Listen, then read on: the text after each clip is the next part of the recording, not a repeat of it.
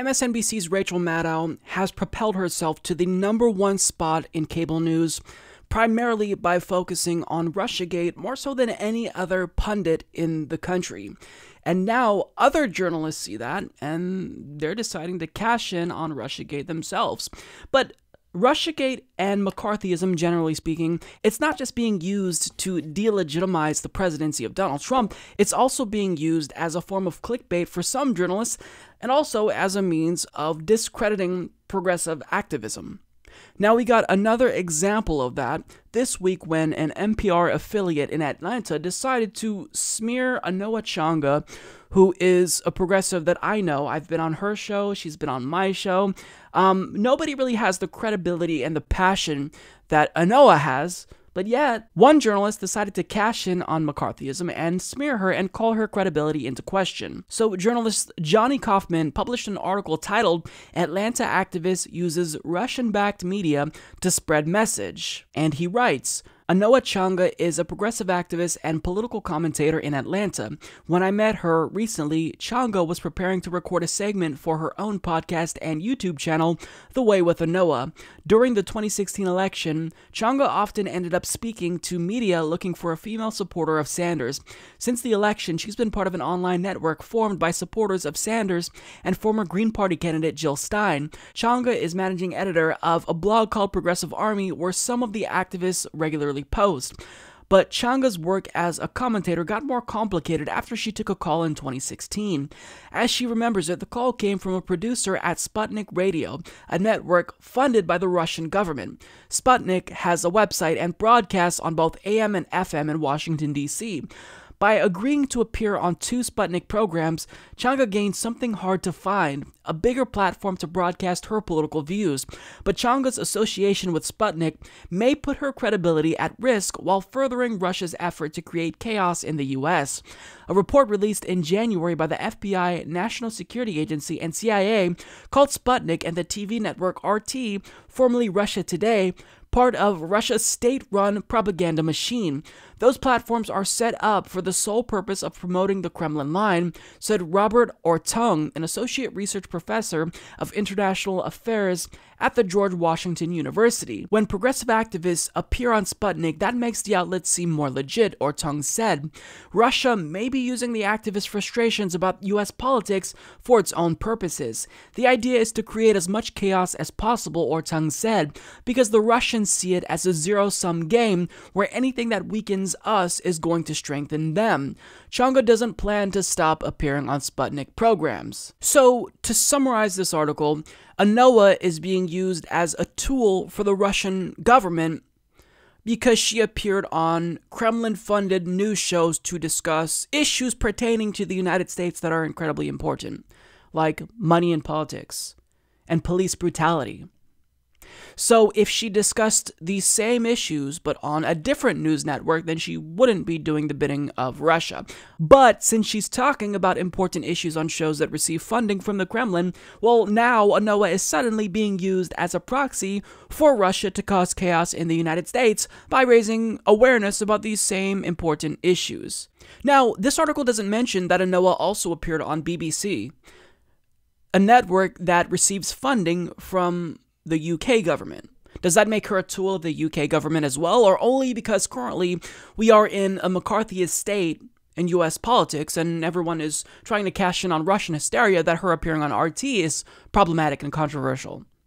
See, if you're struggling to follow the logic of this journalist, you're not alone. It's because there is no logic to this journalist. He probably saw how Rachel Maddow became the #1 news host in the country by focusing on Russian hysteria, and he figured he'd exploit this phenomenon himself and try to propel himself maybe to a bigger spot in Atlanta to maybe get himself onto a mainstream news network like MSNBC or CNN. Now, what's interesting to me is that this article was published just days after Ed Schultz explained how he now has more journalistic freedom and expression on RT, a Russian-funded news agency in America, than when he did at MSNBC. So all this journalist is trying to do is elevate his own career at the expense of Anoa by throwing her under a bus and suggesting that she's a Russian tool. So this journalist did get the attention he was yearning for, but unfortunately for him, it wasn't the type of attention he hoped he'd receive for this article, because when he tweeted this out, he received an overwhelming amount of backlash, with more than 250 comments denouncing his article as propaganda, dismissing it as complete and utter garbage, because it is. Now, this article isn't just problematic because he used McCarthyism in order to smear and discredit a progressive activist that we all know and love, but the way he did it was a lot more sleazy because he essentially lied to Anoa. So, in a response on Forward, Anoa writes, "I was pleased when in early March I was approached by an American public media reporter, Johnny Kaufman, after he ran across a piece of mine in The Nation called 'Please Stop Calling Black Activism Divisive.'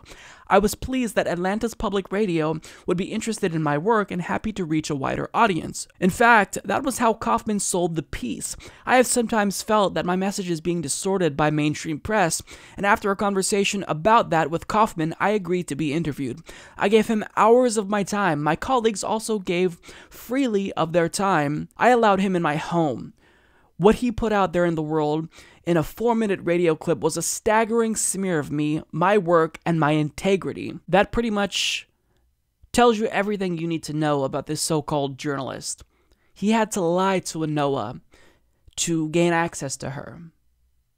Now, to give you a little bit more context, in that article that Anoa published in The Nation, she argues that it's harmful to allege that Russian-linked social media accounts have decided to infiltrate grassroots organizations like Black Lives Matter in order to sow discord in the US.